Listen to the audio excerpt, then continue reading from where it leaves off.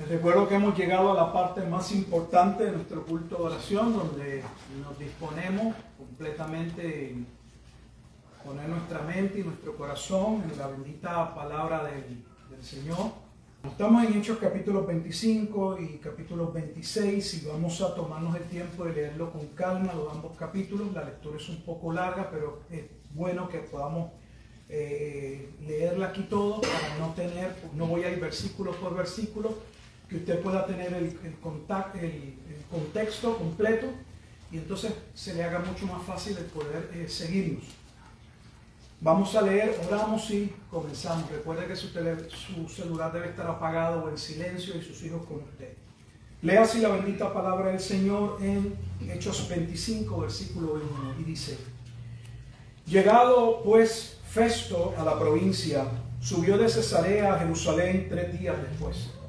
Y los principales sacerdotes y los más influyentes de los judíos se presentaron ante él contra Pablo y le rogaron, pidiendo contra él como gracia que le hiciese traer a Jerusalén, preparando ellos una celda para matarle en el camino.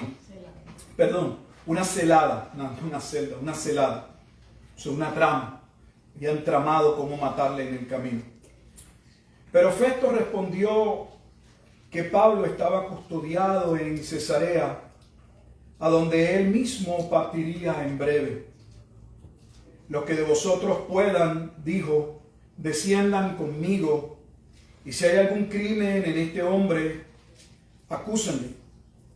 Y deteniéndose entre ellos no más de 8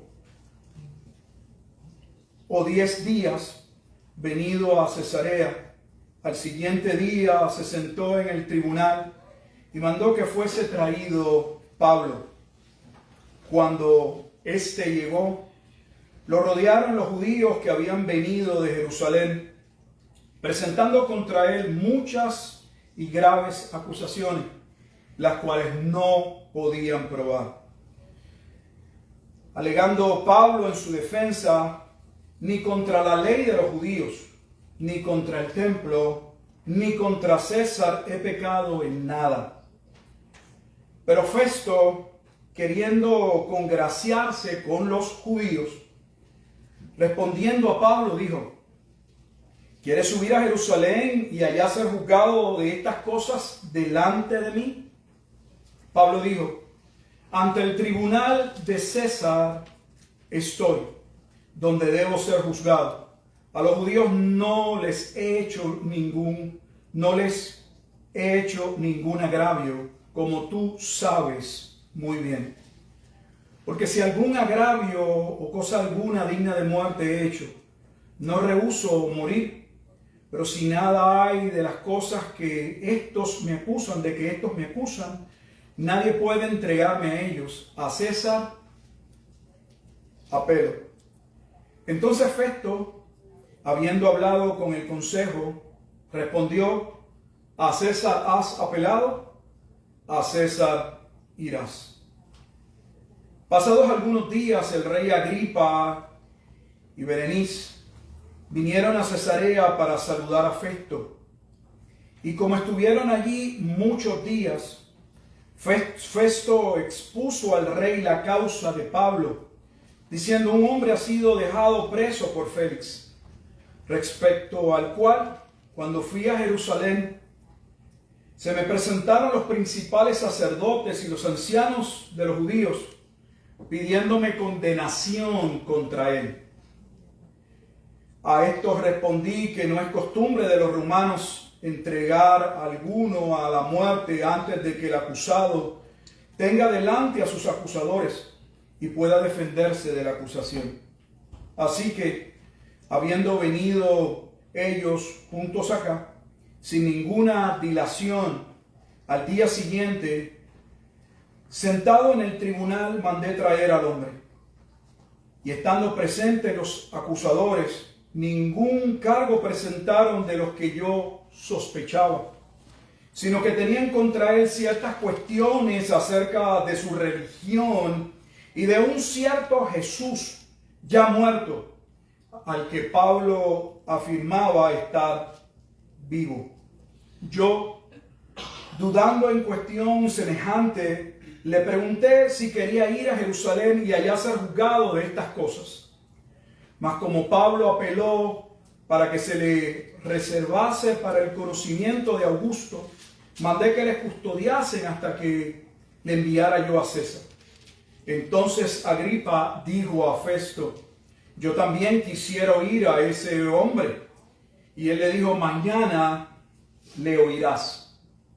Al otro día, viniendo Agripa y Berenice con mucha pompa y entrando en la audiencia con los tribunos y principales hombres de la ciudad, por mandato de Festo fue traído Pablo.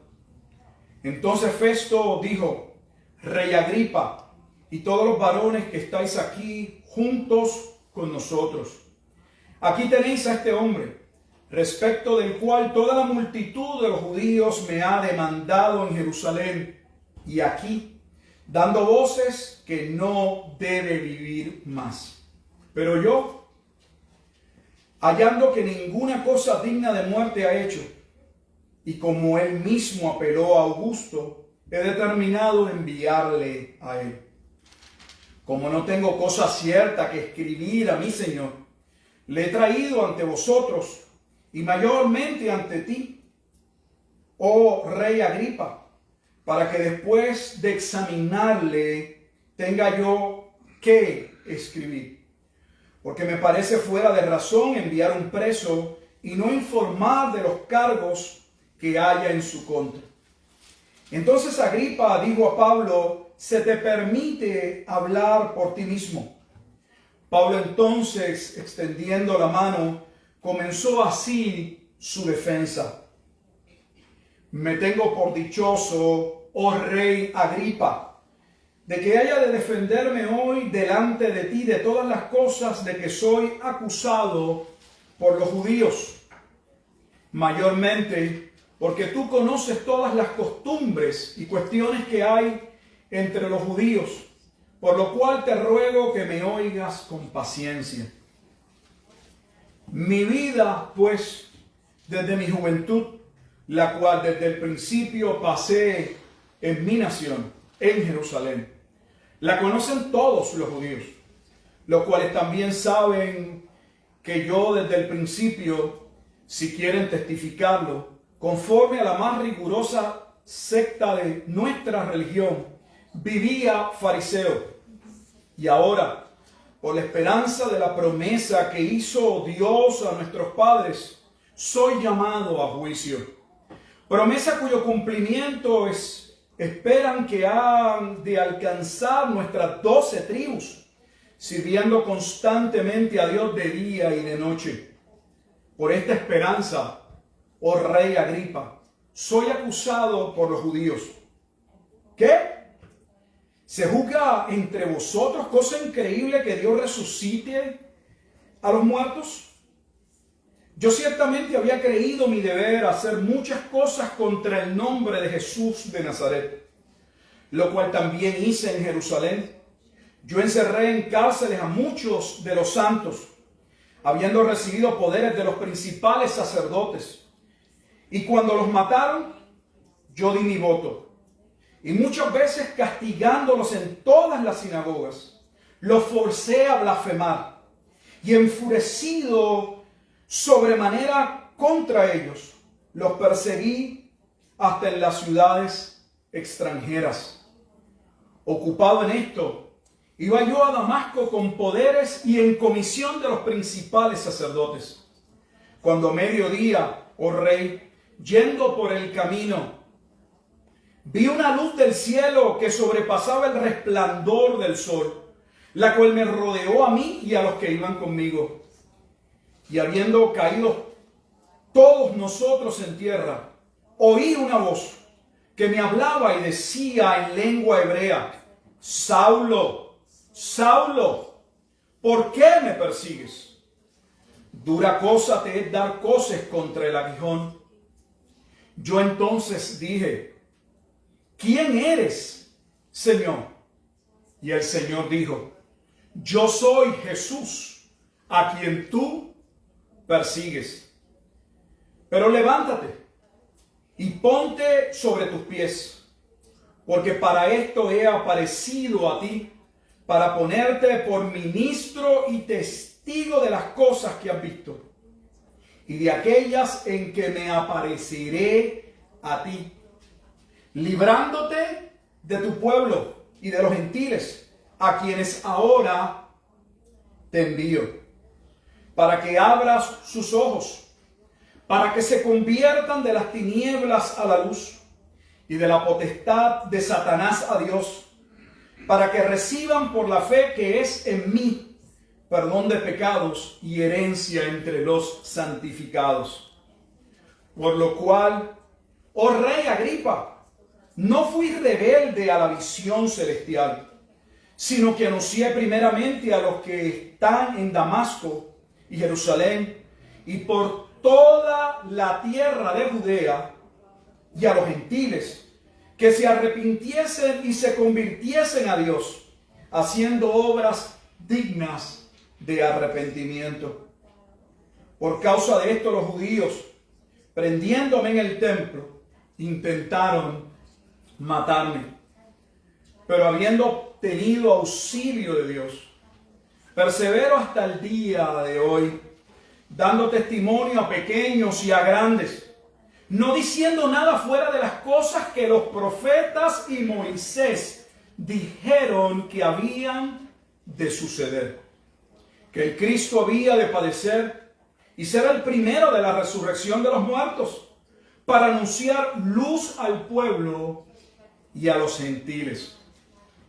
Diciendo él estas cosas en su defensa, Festo, a gran motivo: ¿estás loco, Pablo? Las muchas lenguas te vuelven loco. Mas él dijo: no estoy loco, excelentísimo Festo, sino que hablo palabras de verdad y de cordura.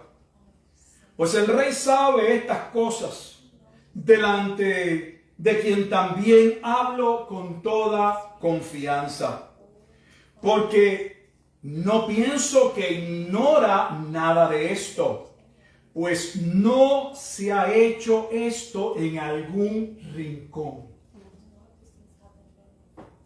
¿Crees, oh rey Agripa, a los profetas? Yo sé que crees. Entonces Agripa dijo a Pablo: por poco me persuades a ser cristiano.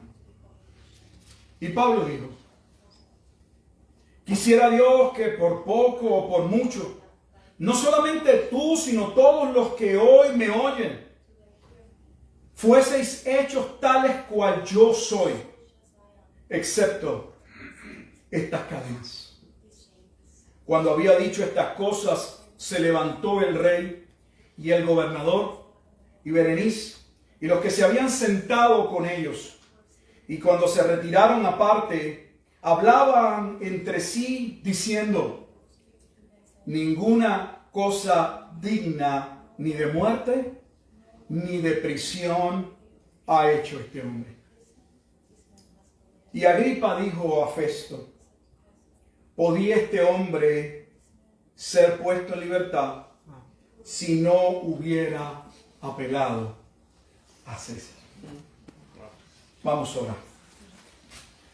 Bendito Dios y Padre eterno, te damos gracias, Señor, por este tiempo en el que tú, oh Dios, nos llamas a congregarnos, a reunirnos en tu nombre, a apartarnos de aquellas tareas, faenas, actividades de la vida cotidiana, de ese diario vivir, de esos afanes de la vida, para poner nuestra mente y nuestro corazón, Señor, en el dador de la vida, para reconocer que nuestra vida realmente depende mucho más de aquellas actividades que realizamos y del esfuerzo en que empleamos, la energía con las que las llevamos a cabo, Señor, sino que nuestra vida realmente depende única y exclusivamente de ti, que eres tú el proveedor no solamente de la vida, sino de todas las cosas, Padre Santo, que es en ti que estamos completos, que es necesario parar de esas tareas y poner toda nuestra confianza en ti. Retomar lo que realmente es útil, verdadero, aquello que nos ayuda, Padre Santo, realmente a retomar, Padre Santo, el camino, a continuar la carrera que tenemos por delante, puestos los ojos en Jesús, el autor y el consumador de nuestra fe. Danos una vez más ojos para ver, oídos para escuchar y un corazón bien dispuesto a obedecer tu palabra. Pues reconocemos que solo ella es lámpara a nuestros pies y lumbrera a nuestro camino. Que es mediante ella, Padre Santo, en que nuestros pasos son afirmados y nuestra mente es renovada conforme a tu palabra, para poder distinguir lo que es santo de lo que es profano, lo que es verdadero de aquello que es falso. Ayúdanos, oh Dios. Pero también te damos gracias, Padre Santo, porque creemos que mientras la misma continúe siendo predicada y enseñada, será instrumental junto a la obra de tu Espíritu para llevar a aquellos, Padre Santo, que fueron ordenados antes de la fundación del mundo, predestinados a la gracia de la salvación, para que puedan, oh Dios, ser persuadidos y llamados al arrepentimiento de sus pecados y a la fe en el único Dios y mediador entre Dios y los hombres, Jesucristo hombre. Que Él sea la gloria y que a Él sea toda la honra, a Jesucristo, nuestro Señor y Salvador, en quien oramos y en quien damos gracias. Amén y amén. El capítulo 25 y 26 son parte de esa trama, de esa historia que, por poner un punto, comienza con ese último viaje y deseo de Pablo de llegar a Jerusalén. Recuerdan que Pablo se había propuesto en un momento determinado ir a Jerusalén. Y ya vimos que en Jerusalén va a ser cuestionado y que allí se van a presentar acusaciones más allá del concilio y del liderato que van a llevar a que el tribuno, que Roma intervenga ante la amenaza de muerte en la que se encontraba Pablo.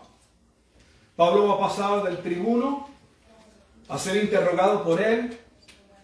Luego, cuando el tribuno es consciente o se le dice que hay una trama, una amenaza de muerte contra Pablo, lo envía a Cesarea, lo envía a Félix, quien era la persona a cargo de esa región en el momento dado, el cual lo deja encarcelado por 2 años. Eso lo vimos en el capítulo 24, donde en ocasiones le hacía preguntas, buscando ver si Pablo le pagaba o le daba una cantidad de dinero para soltarlo, porque Festo mismo sabía que Pablo no era digno ni de muerte ni de encarcelamiento. El capítulo 24 finaliza diciendo de la siguiente manera: pero al cabo de 2 años recibió Félix por sucesor a Porcio Festo. Ahora vemos que es quien va a sustituir a Félix. Y queriendo Félix congraciarse con los judíos, dejó preso a Pablo. Así que Pablo, observe que lo que se está diciendo en el capítulo 24 es que Pablo podía y debía estar libre. Pero cada uno de estos líderes, si usted observa la lectura, querían congraciarse. Lo vimos en el capítulo 25 con los judíos. ¿Por qué? ¿Cuál es la relación judíos-romanos? Y le dejó preso. Así que entramos al capítulo 25 y en el capítulo 25 abrimos con los principales sacerdotes judíos, quienes ahora se van a dirigir ante el nuevo gobernante, donde Félix, para que Félix lo envíe a Jerusalén y puedan completar lo que ellos habían tramado, la muerte. Así que Félix va a tener que interrogar al apóstol Pablo, pero ahí leímos, llegado pues Festo, versículo 25, capítulo 25, debo decir versículo 1, llegado pues Festo a la provincia, subió de Cesarea a Jerusalén 3 días después.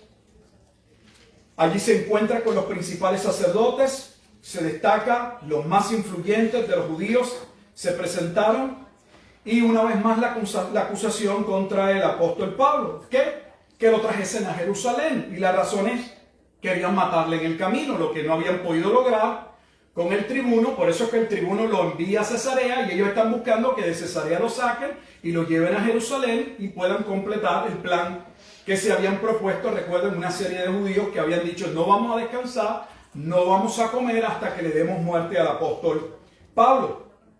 Pero Festo les va a responder que no puede hacer tal cosa porque Pablo está custodiado en Cesarea, versículo 4, a donde él mismo partiría. Y la escritura entonces nos dice que se quedó de 8 a 10 días, versículo 6, y regresa a Cesarea. Al siguiente día, o sea, inmediatamente, como él posteriormente va a decir al rey Agripa en su conversación más adelante, mandó que fuese traído Pablo, versículo 6. Y cuando éste llegó, lo rodearon los judíos. ¿Por qué? Porque aunque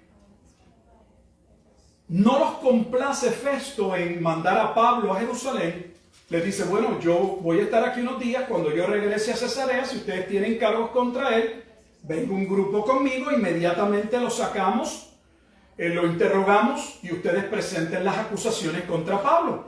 Y en eso sí los complace. Una de las primeras cosas que hace él es, cuando llega Festo, es que va a sacar a Pablo para ser interrogado en presencia de un comité de este alto liderato judío que tramaban la muerte de Pablo. En el versículo 7 se nos dice que presentaron contra él muchas y graves acusaciones, pero se destaca lo que ya se nos había dicho, que no podían probarlas.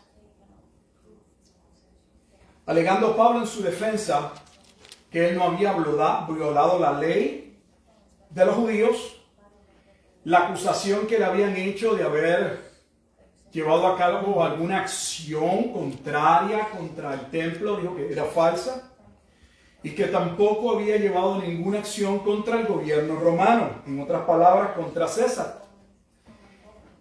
Pero Festo, buscando congraciarse, dice la escritura, tener a los judíos de su lado. Qué triste que hay personas que no les interesa la verdad. Yo no sé si puedan ver dentro de la historia, una y otra y otra y otra vez se destaca que ellos no eran ignorantes. Desde el tribuno, desde Félix, ahora Festo, luego Agripa, que Pablo era inocente. Pero les importaba más la amistad, el grupo al que pertenecían, sus propios intereses, sacar ventaja o partida de aquel momento, que la verdad. Te pregunto, ¿cuán importante es la verdad para ti? Y si es importante, ¿en qué sentido, en qué manera la defiendes? ¿Cómo se puede evidenciar en nuestra vida que realmente creemos a la verdad? Que estamos por la verdad. Que estamos dispuestos a sufrir por la verdad. Porque no solo somos llamados a vivir por la verdad. Pablo está preparado a morir por la verdad. Pero Festo, queriendo congraciarse con los judíos, dice el versículo 9 del capítulo 25, respondió a Pablo: ¿quieres subir a Jerusalén y allá ser juzgado de estas cosas delante de mí? Obviamente, Festo sabía que Pablo no quería ir a Jerusalén. Festo conocía que Pablo estaba en Cesarea y que había sido traído a Félix. ¿Por qué? Porque había un complot para darle muerte a Pablo, y él mismo les aclaró que estaba siendo Pablo protegido o custodiado por razón de ellos. ¿Qué razón tiene para decirle a Pablo que si quiere que el juicio se lleve a cabo en Jerusalén? La escritura dice nuevamente: congraciarse con este grupo a expensas de la verdad.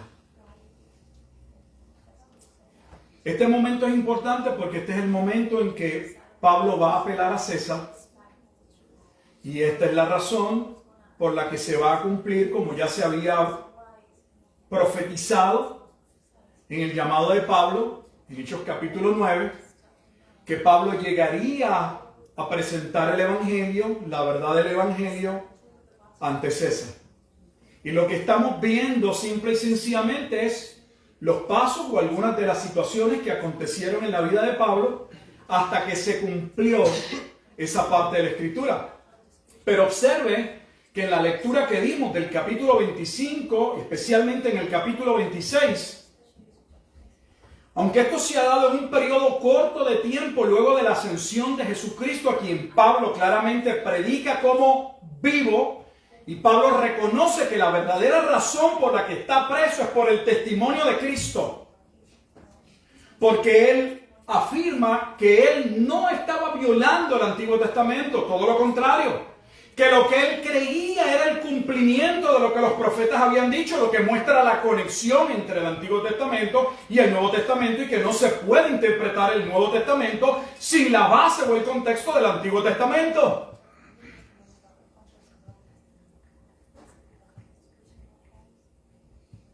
Pero Pablo llegaría a César, no sin antes en un corto periodo de tiempo, haber expuesto el mensaje del Evangelio. Solo les recuerdo, leímos, pero en el capítulo 26, versículo 20 dice: sino que anuncié primeramente a los que estaban en Damasco y Jerusalén. O sea, el mensaje del Evangelio primeramente llegó a los judíos. ¿Hasta qué punto? Observe, estas son las palabras de Pablo. ¿Cree usted que está mintiendo? Está siendo inspirado por el Espíritu Santo por toda la tierra de Judea. ¿No le había dicho Jesús a sus discípulos en lo que realmente es la primera comisión, que es Mateo 10, versículos 1 en adelante, que debían primero, en los primeros versículos, restringir el mensaje del Evangelio solo a la región de Judea? Porque el Evangelio o las buenas nuevas de lo que había sido profetizado debían escucharlas primeramente ¿quién?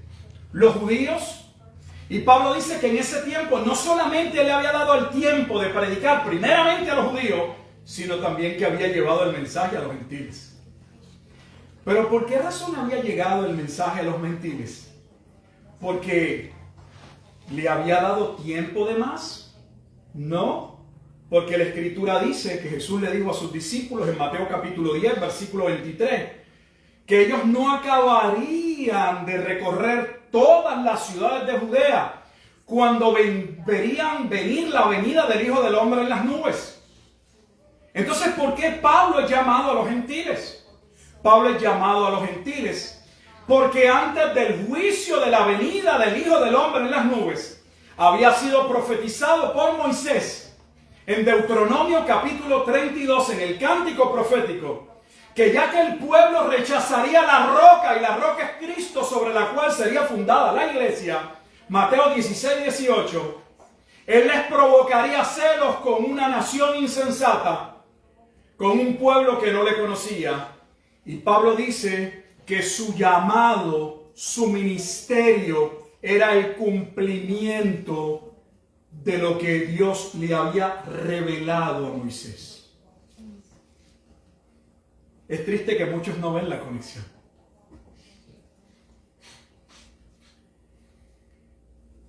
Así que Pablo ha hecho su parte y en muy corto tiempo el Evangelio ha avanzado al punto de que Festo, para que tengan una idea, quien sustituye, dice versículo 27, capítulo 24, pero al cabo de 2 años recibió Félix por sucesor a Poncio Festo. Y la historia dice que Festo comienza aproximadamente su término en el año 58-59 después de Cristo. O sea que nos coloca, nos ayuda a identificar el año en el que está sucediendo el evento. Porque si Festo acaba de iniciar su término, y su término inicia en el año 59, pues ¿dónde estamos ubicados? solo a 11 años de la gran destrucción de Jerusalén. Y solo a 7 años de la gran persecución que habría contra los cristianos por causa del gran incendio de Roma, porque los cristianos serían culpados por el propio emperador Nerón de ser los causantes o los culpables del incendio de Roma.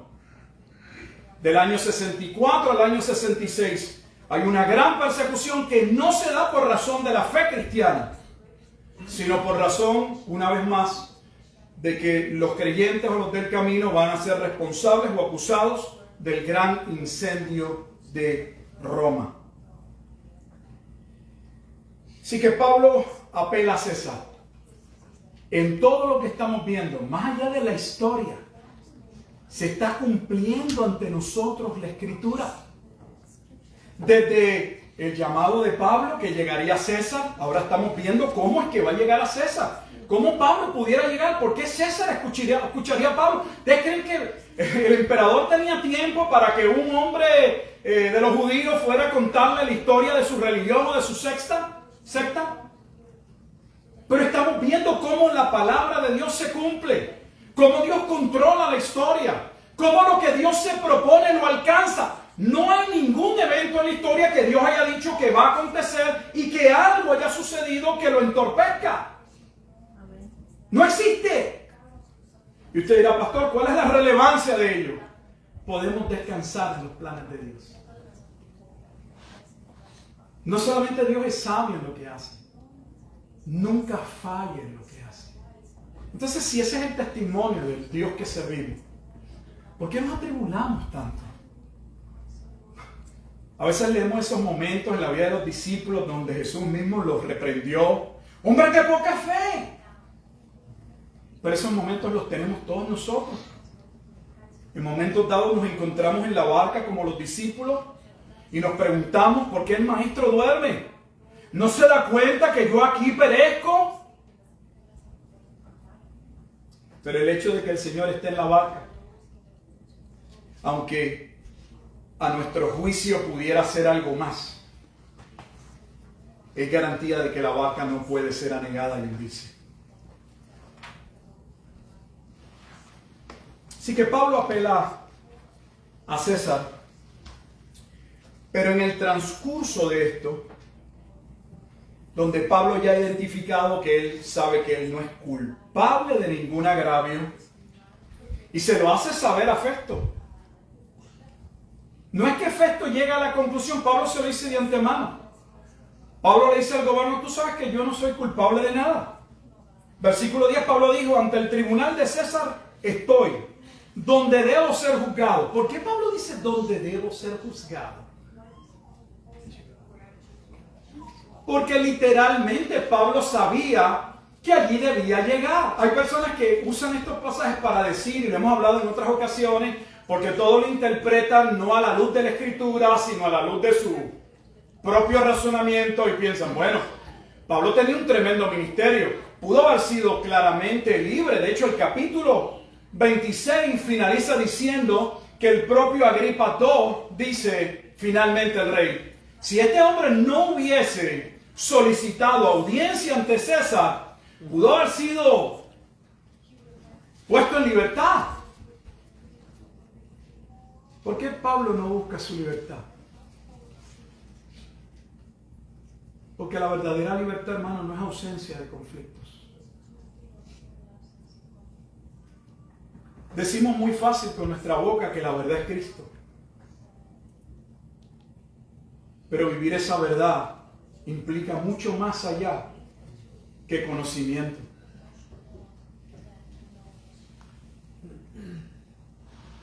Pablo no está buscando su propio bien. Pablo está buscando cumplir con la voluntad de Dios. Y si la voluntad de Dios requería que Pablo llegase a César Pablo quería llegar. Ahora tenemos un sinnúmero de nuevo de comentaristas, pastores, que se leen los comentarios, son estaciones repetidoras, y le dicen a sus congregaciones, Pablo pudo haber tenido otros viajes misioneros. Es que Pablo es un tipo de Pedro, impulsivo, y se propone cosas que no necesariamente fueron las que el Espíritu quería hacer o dio. Y mire, si algo Pablo está diciéndonos con toda claridad en la Escritura en los capítulos 25 y 26, es que todo lo que está ocurriendo está en manos de Dios y Pablo lo entiende.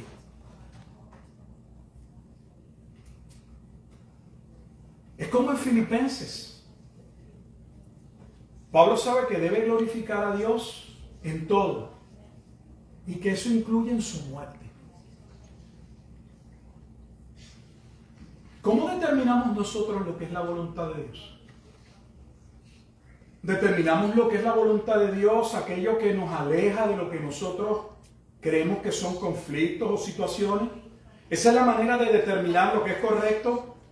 Buscar nuestro bien, buscar nuestra comodidad, buscar no sé, donde mejor nos sintamos. Ese es el punto para ir allá. Esa es la voluntad de Dios. Esta debe ser la voluntad de Dios.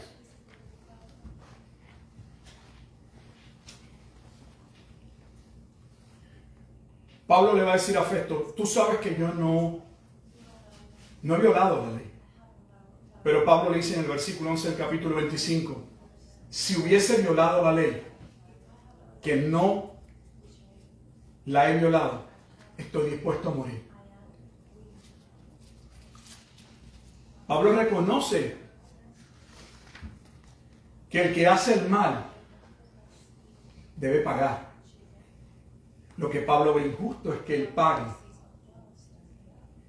y lo condenen por algo que él no ha hecho, aunque está dispuesto a morir.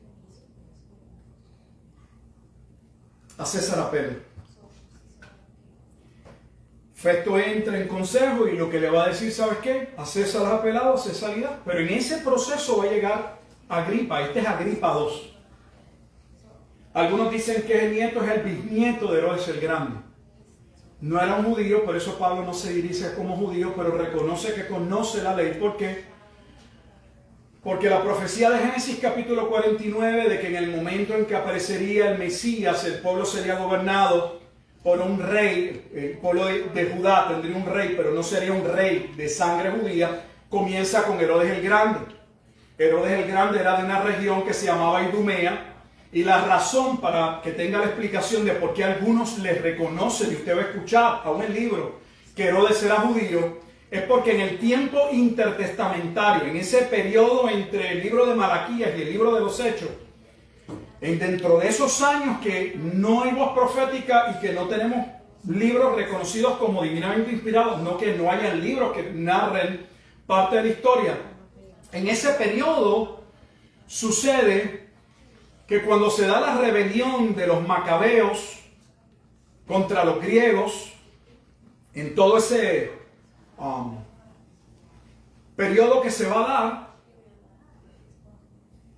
hay un sinnúmero de luchas y de conflictos, pero cuando los macabeos comienzan su periodo de conquista, que casi no tuvieron libertad completa, pero algunos, si usted lee algún libro, entienda por qué algunos historiadores dicen que del año aproximadamente 164, que se empieza la revolución de los macabeos antes de Cristo, hasta el 63, cuando llega Pompeyo antes de Cristo, y quedan entonces reos de Roma, en un periodo de aproximadamente 100 años, la casa de los asmoneos o los macabeos comienzan una reconquista de lo que ellos tenían.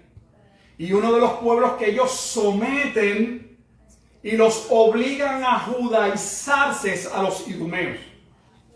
Por lo tanto, cuando entramos en el periodo romano, Idumea formaba parte del pueblo judío porque los judíos los habían conquistado y los habían forzado a seguir sus leyes. Herodes el Grande, después usted busca la historia, claro, es Dios quien lo coloca, pero en términos humanos busca cómo colocarse y tomar el reinado, siendo el primer rey entre los judíos que no tiene sangre judía. En estos días ha aparecido una palabra lo mejor los que están pendientes de algunas profecías o de lo que está pasando, Edom tiene que ser destruido, dicen los judíos. ¿Sabía que Edom nos representa a todos? Los cristianos de hoy, perdóname y lo voy a decir públicamente, no me molesta, algunos son tan ignorantes que ni se dan cuenta de que el conflicto que hay no es contra los palestinos, es mucho más abarcador. Es contra todos los que representan a Edom. Y son todos los gentiles. Dentro del concepto mesiánico de los que hoy pretenden gobernar al mundo, y siempre han sido los que están detrás del nuevo orden mundial. Porque lo que usted está viendo contra Pablo no es contra Pablo. Pablo está consciente de que él no tiene nada que ellos le puedan recriminar. Lo ha dicho en su testimonio. Yo fui criado en Jerusalén, en la secta más rigurosa, la farisea. Yo perseguía la iglesia. Y Pablo se atreve a testificar ante los romanos, quienes no le habían dado permiso a los judíos para ejecutar a nadie a muerte, que él consintió en la muerte de los cristianos. Eso hace Pablo. Pero Pablo sabe y le dice, el problema de ellos no es personal conmigo. Yo tuve cartas para perseguir a todas las iglesias que yo quise. A mí se me dieron órdenes para yo llegar a las sinagogas que quisiese. Fui fuera del área de cobertura. Pero ahora soy perseguido porque creo que la esperanza de los profetas y lo que testificaba la ley se ha cumplido en Jesucristo, quien no está muerto, quien ha resucitado y quien es el primero en la resurrección de los muertos para vida. Y Pablo le va a decir a Agripa en el capítulo 26, y ninguno de los que está aquí, incluyéndote, rey, se hagan los locos, porque esto no ha pasado en un rincón oculto. Yo no sé si usted entendió lo que Pablo está diciendo. Mira las implicaciones para el cristianismo que la iglesia no tiene idea. Algunos creen que el cristianismo es un cuento de camino que alguien elaboró, alguien nos ha lavado la mente, nos han convencido con algo y sabrá Dios si es mentira. Nos han engañado y han usado la religión como un instrumento de esclavitud. Los capítulos 25 y 26, yo no sé si usted sabe, pero para su conocimiento, son de los capítulos más importantes en Hechos. ¿Por qué? Porque todo lo que está siendo narrado puede ser corroborado en la historia. ¿Sabía usted que el personaje que más se ataca en el judaísmo, en el cristianismo más allá de Cristo, ¿sabe quién es? Pablo. ¿Por qué Pablo es la figura del odio hoy? No ayer. Lo que estamos leyendo no acabó con la muerte de Pablo ante César.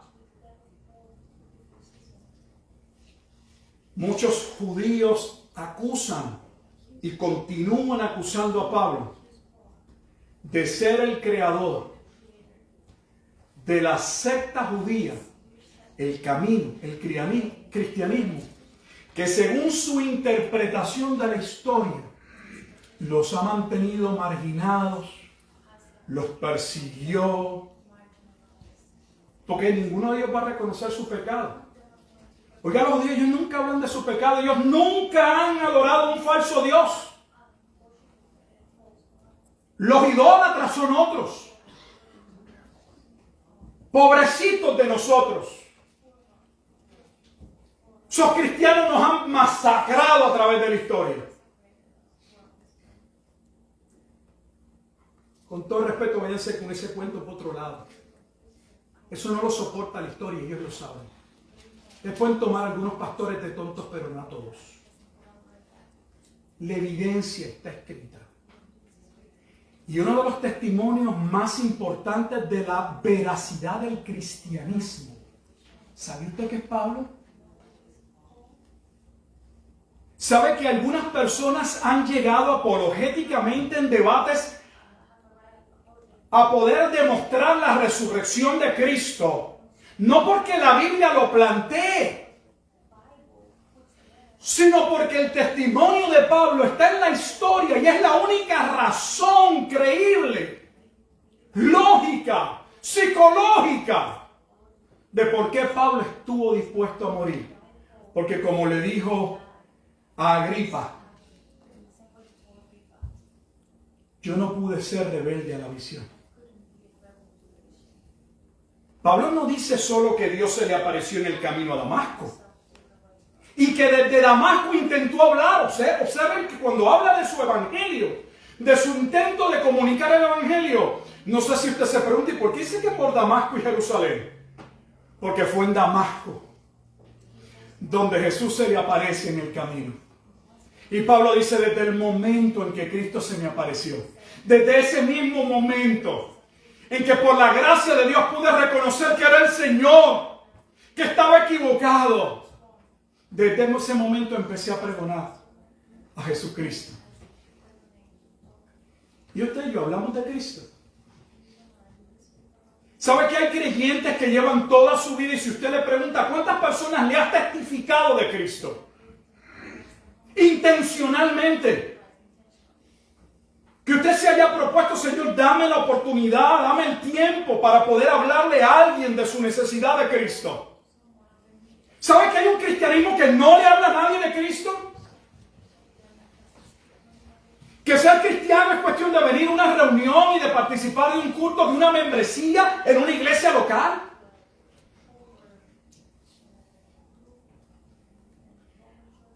Pablo dice, yo fui sacado de las tinieblas.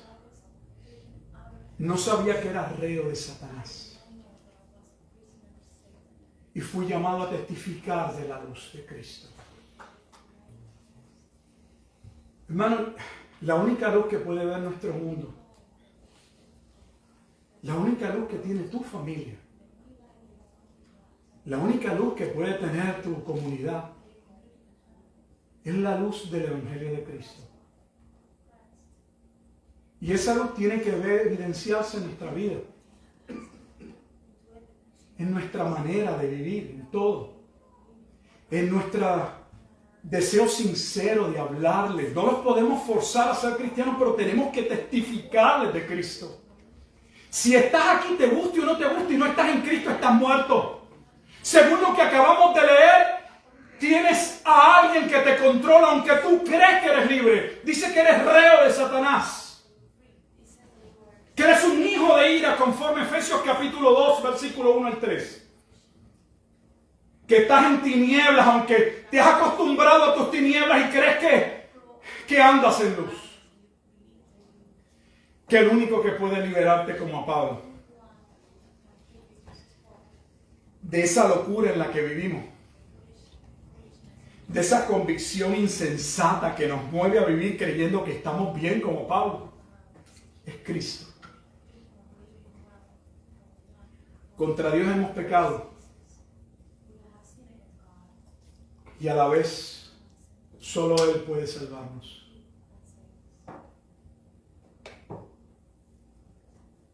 Todo el problema era que Cristo había sido presentado como resucitado. Capítulo 25, versículo 19 dice, sino que tenían contra él ciertas cuestiones acerca de su religión. De un cierto Jesús. Esta es la interpretación de un hombre llamado Festo. Él entiende.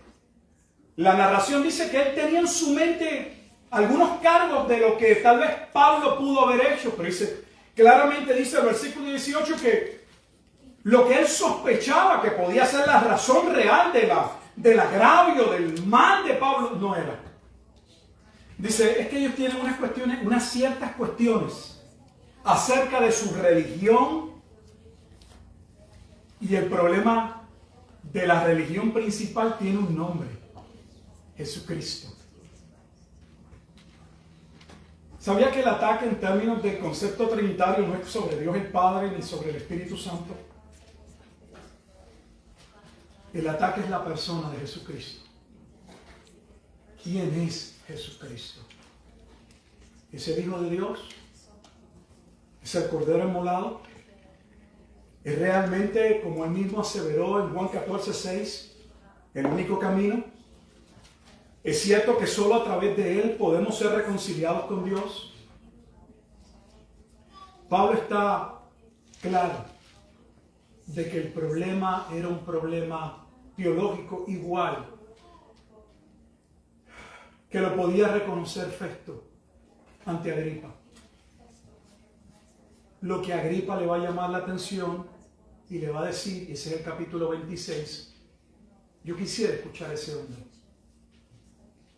Y el capítulo 26 inicia simple y sencillamente con el permiso del rey Agripa II, diciéndole a Pablo, se te permite hablar por tu propia boca. Defiéndete. Sabemos que eso era parte de lo que debía ocurrir. Según el capítulo 25, versículo 16, porque se nos dice que no era costumbre de los romanos, tampoco de los judíos, lo que pasa es que en su celo se lo habían olvidado. La ley judía claramente establecía que debían haber 2 o 3 testigos, que el testimonio tenía que concordar, como en el caso de Jesús, que no pudieron realmente presentar testigos que hablasen lo mismo. Finalmente, Jesús hace una declaración y sobre esa declaración es que lo van a condenar. Pero en el caso de Pablo todo era una mentira. Todo era una trama preconcebida. Querían matar a Pablo, punto. ¿Por qué querían matar a Pablo? Nuevamente, querían eliminar el cristianismo. Le pregunto, Pablo dice, esto no pasó en un rincón oculto, sino que Pablo estaba predicando era que Cristo había resucitado, que Cristo había cambiado su vida y Cristo no había resucitado. El problema pudo haber sido resuelto en el siglo I. Presenten el cuerpo de Cristo. Era sencillo. El cristianismo pudo haber muerto en el primer siglo. Solo había que demostrar que Cristo no ha resucitado. Aquí está el cuerpo. Sus discípulos lo tomaron y nos han mentido. Pero nadie pudo presentar el cuerpo. Todas esas autoridades judías sabían que no podían presentar el cuerpo. Si ve la trama, si ve lo que ellos están haciendo, los esfuerzos no se dieron en ir a buscar dónde escondieron el cuerpo. Sin embargo, esa fue la teoría que inventaron los judíos. Eso dice el Evangelio de Mateo en el capítulo 28. Capítulo 26. Que los judíos que hicieron, los principales judíos, ante aquellos que testificaron que Cristo había resucitado, les dieron dinero y les dijeron, digan que se quedaron dormidos y que los discípulos lo llevaron. ¿No era más fácil invertir el tiempo y encontrar en qué lugar habían puesto el cadáver? ¿Dónde estaban los restos de Jesús? Porque como muy bien Pablo dijo en 1 Corintios 15, si Cristo no resucitó, vana resulta nuestra fe. Se acabó todo, todo se viene abajo. Pero el cristianismo que estamos viendo en el libro de los Hechos testifica desde los inicios que Jesucristo resucitó y que se apareció luego de su resurrección, Hechos capítulo 1, por 40 días a sus discípulos con hechos indubitables, innegables. Y que sus apóstoles estaban convencidos como Pablo de haber visto a Cristo. De hecho, Pablo, una vez más, no solamente testifica que Cristo se le aparece para cambiar su vida, sino que Cristo le había dicho que se le iba a estar apareciendo. ¿Cree usted que alguien podía cerrarle la boca y decirle a Pablo, ¿no has visto lo que has visto? ¿Cree usted que alguien está dispuesto a morir realmente por una mentira? Tal vez usted puede decir muchas mentiras, pero si sobre la base de esa mentira te pusieran una espada en tu cabeza, pusieran un revólver en tu cabeza y te dijeran, ¿estás dispuesto a confesar que esto es una realidad o morir? Y sabes que es mentira, ¿por qué dar la vida? Sabemos que hay grupos en el mundo que son llevados a dar su vida por promesas que se les dan. Y sí existe posibilidad de que alguien muera por una mentira, lo vemos. Pero en el caso de Pablo, como les decía, es uno de los testimonios más contundentes en términos de la historicidad. Cuando Pablo empieza su testimonio, les dice, no sé si se percataron, pero dice, cuando está hablando acerca de él, de su persona, en el capítulo 26, sobre mi vida, como comienza en el versículo 4, y la parte final dice, la conocen todos los judíos. ¿Qué es lo que Pablo está diciendo? Yo no soy un individuo allá de una región que nadie conoce. Porque recuerda que todos los judíos, aún estuviesen en diferentes regiones, había al menos 3 festividades judías en que le era requerido por ley viajar a Jerusalén. Y Pablo era uno de esos líderes en Jerusalén. Pablo era conocido. Entonces no estamos hablando de un individuo que nadie lo conoce. Por otro lado, no estamos hablando de un evento llamado la resurrección de Cristo, que se llevó a cabo en un rincón y que nadie sabe. Los capítulos 25 y 26 son una prueba contundente de la historicidad del cristianismo. Y todavía hay cristianos que sienten dudas de sí. Bueno, no sabemos. Nosotros decimos que es palabra de Dios, pero no sabemos. Por eso Pablo va a hablar con tanta firmeza y franqueza, como le dice, lo hace de buena gana ante Agripa. No es judío, pero como Herodes el Grande, para complacer a los judíos, hacían muchas obras y trataban de congraciarse con los judíos. Precisamente por eso, porque no tenían ninguna conexión de sangre. Y la manera de congraciarse, de ganar el favor, era como Herodes, reconstruyendo el templo, hermoseándolo, haciendo favores para alcanzar, valga la redundancia, el favor de ellos. Por eso Pablo le habla claro y le dice que él sabe que él conoce las Escrituras y que Pablo no se había apartado de las Escrituras. Que lo que él creía y lo que él vivía, como lo expone claramente en ese capítulo, lo hace por la verdad del Evangelio.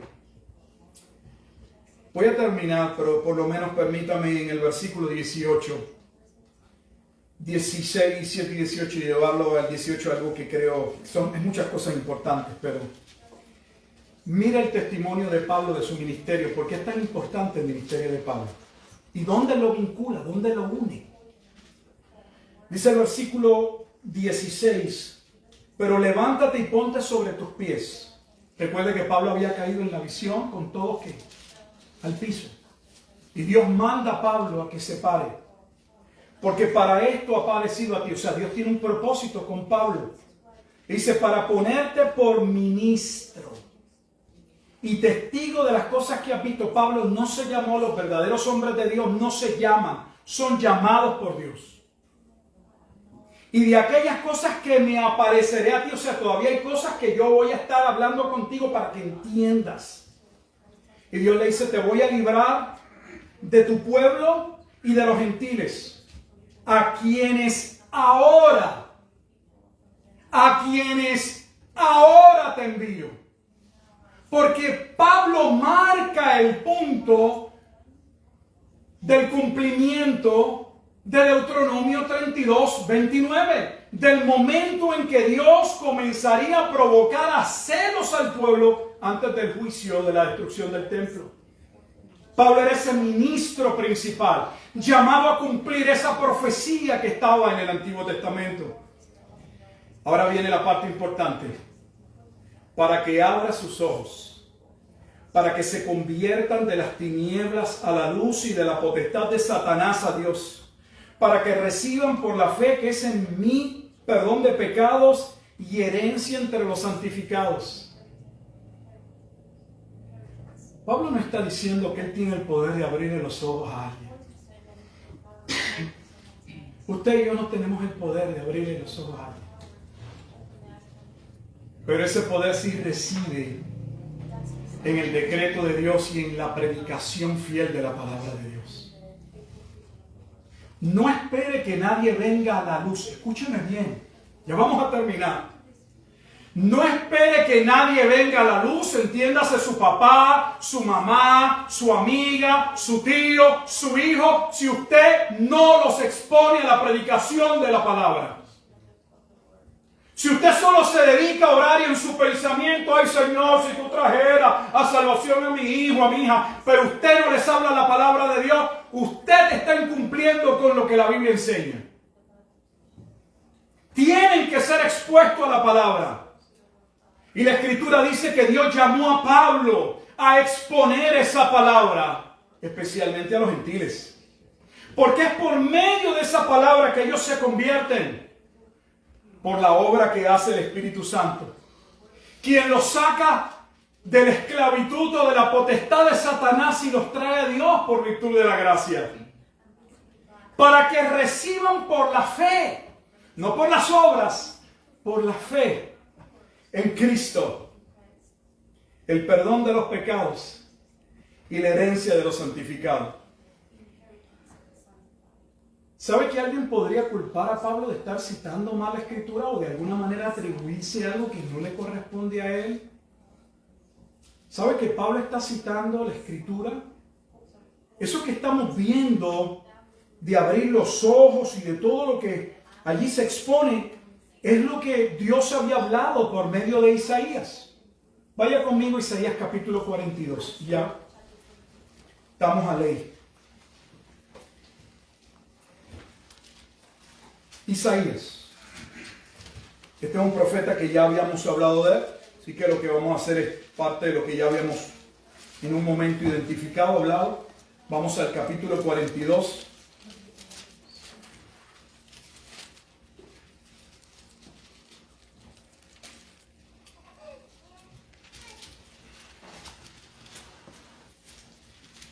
Miren lo que Dios había llamado a Pablo. Y donde Pablo está anclando su ministerio.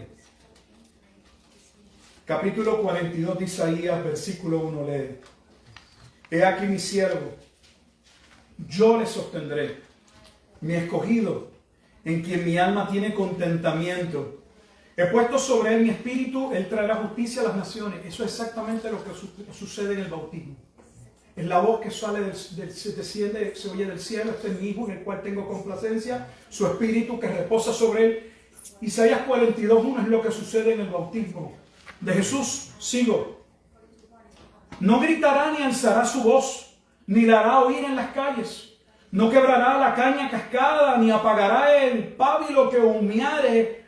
Por medio de la verdad traerá justicia. Por medio de la verdad. No es a guerra, no es impuesto, no es por fuerza. Por medio de la comunicación de la verdad. No se cansará ni desmayará hasta que establezca en la tierra justicia. Las costas esperarán su ley.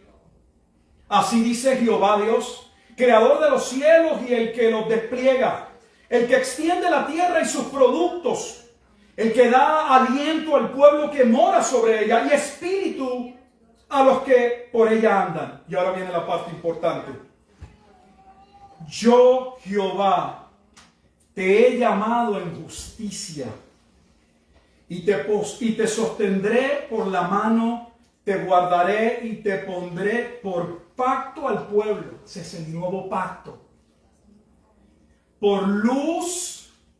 Cristo sería por luz a las naciones, para que abras los ojos de los ciegos, para que saques de la cárcel a los presos y de casas de prisión a los que moran en tinieblas. Yo, Jehová, este es mi nombre, y a otro no daré mi gloria, ni mi alabanza a esculturas. He aquí, se cumplieron las cosas primeras, y yo anuncio cosas nuevas. Antes que salgan a luz, yo os las haré notorias. Así que Pablo se ve como el cumplimiento del ministerio, de lo que debía ocurrir con Cristo. Cristo era el siervo de Dios, por medio del cual vendría la justicia, declarada por la verdad del Evangelio, para luz a las naciones.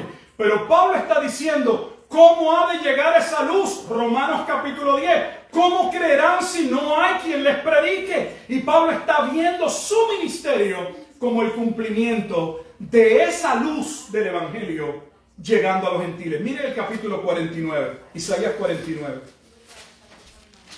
porque son paralelos.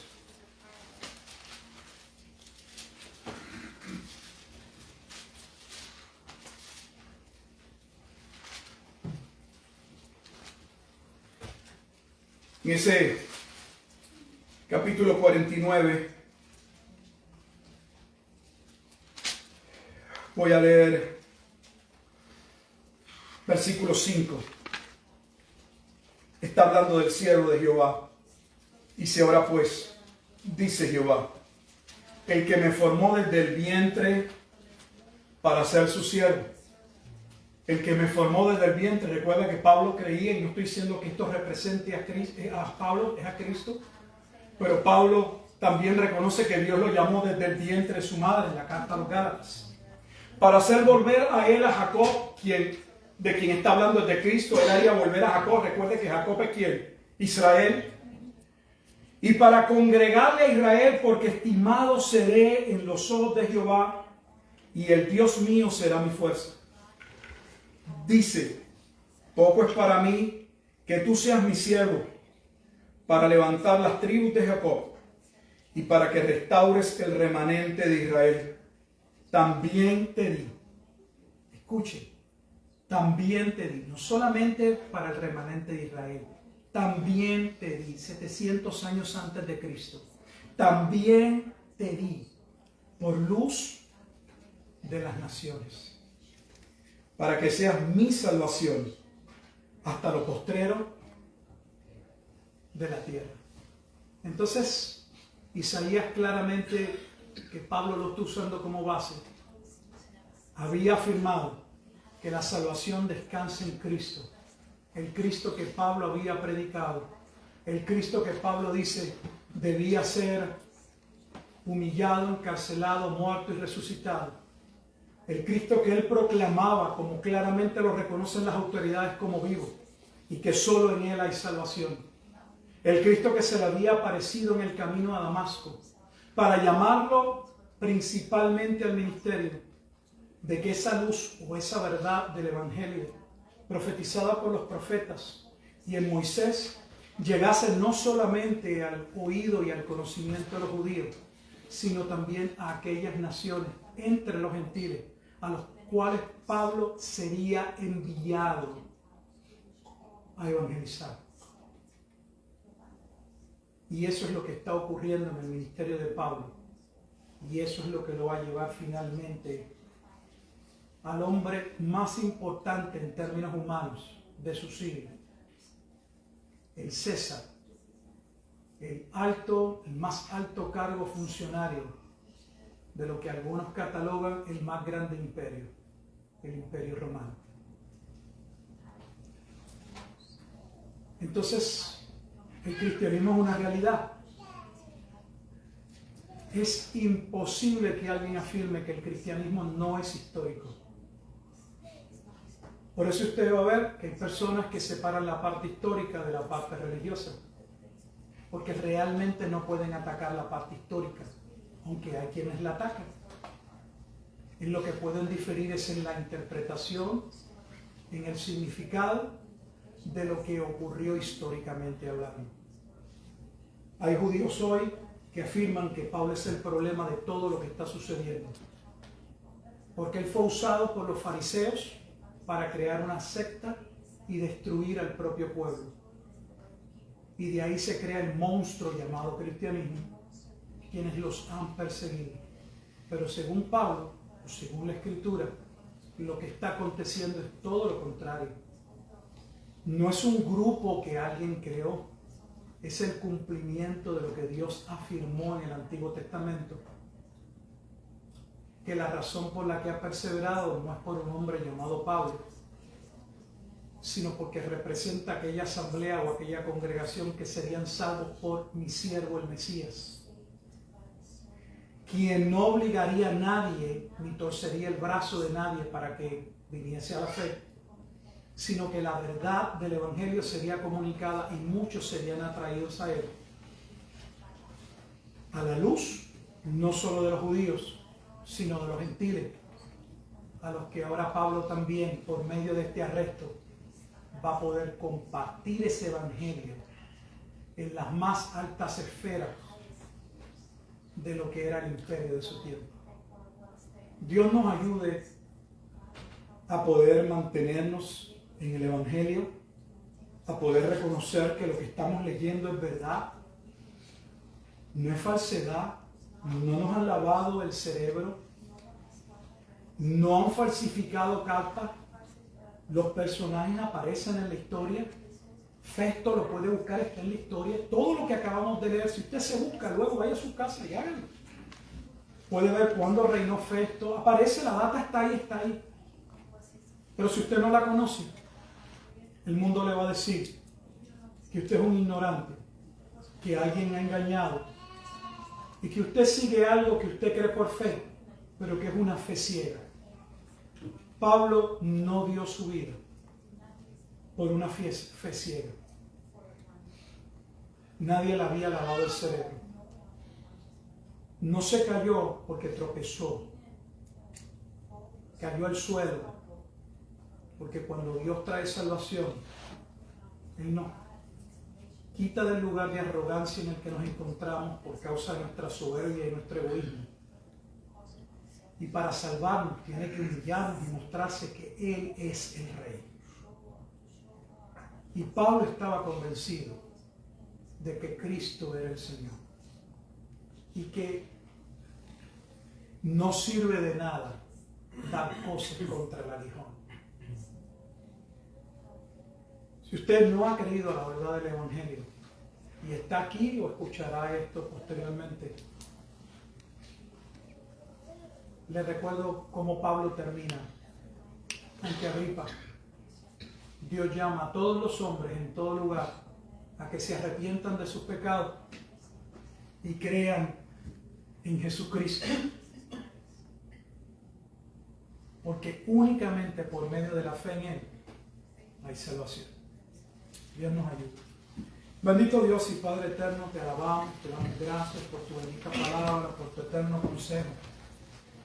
Te damos gracias porque al estudiar y al adentrarnos, Señor, al estudio de tu palabra y aún al ocultar los aspectos históricos en el que se narran los eventos, no hay manera de no poder identificar, reconocer que estamos hablando de eventos, como Pablo dijo, que no ocurrieron en un rincón oculto y que somos llamados a creerlos, pero nadie puede dar evidencia porque nadie los vio. No. La Escritura está narrada por hombres y mujeres en el Nuevo Testamento, especialmente, por hombres, aunque también testificaron mujeres, pero en los escritos por hombres, que conforme Primera de Juan, capítulo 1, lo que ellos vieron, lo que vieron sus ojos, lo que tocaron sus manos tocante al verbo de vida, porque dicen que la vida se manifestó y la hemos visto y testificamos. Ojalá, Dios Padre, que nuestra fe pueda cimentarse en tu bendita palabra, que podamos estar convencidos como Pablo de esa verdad, que creyendo en ella por fe nos ha traído reconciliación con Dios. Hemos sido perdonados de nuestros pecados, pero también hemos sido llamados a la obediencia a esta fe. Que podamos, Señor, obedecer a la fe. Ayúdanos, Señor. Hablamos de Pablo y vemos su firmeza, pero no estamos exaltando al hombre porque reconocemos que si Pablo estaba allí, podía testificar como testificaba. podía mantenerse con tal firmeza ante la amenaza de muerte, fuese de los judíos o ante la amenaza de muerte del propio imperio, es porque tú, oh Dios, le sostenía. Ayúdanos, Señor, a entender que tú nos sostienes, que aunque en un momento dudamos, aunque en momentos dados nuestras fuerzas se acaban, y que podamos, Señor, confiar, Padre Santo, como tú muy bien le dijiste a tus apóstoles, a tus discípulos. En el mundo tendréis aflicción, pero confiad, yo he vencido al mundo. Te damos gracias, Dios, porque aunque a veces no demos gracias en muchas cosas, especialmente no demos gracias en aquellos que no vemos tu mano, porque no entendemos, Padre Santo, cómo estás obrando. Que podamos, Dios, darte la gloria en todo, porque finalmente, Señor, en todas las cosas, tú has de ser glorificado. Y si tú eres glorificado, entonces también eso, Padre, trae nuestro bien, nuestro beneficio. Pero primero es tu gloria, Señor. Y todavía en nuestra humanidad buscamos lo nuestro, Padre Santo. Perdónanos, Señor. Ayúdanos, Señor, a dar testimonio de la verdad, a afirmar la verdad, a vivir por la verdad, a testificar la verdad, a estar dispuestos aún a morir por la verdad. Lo cual, Señor, en nuestra fuerza sería muy difícil.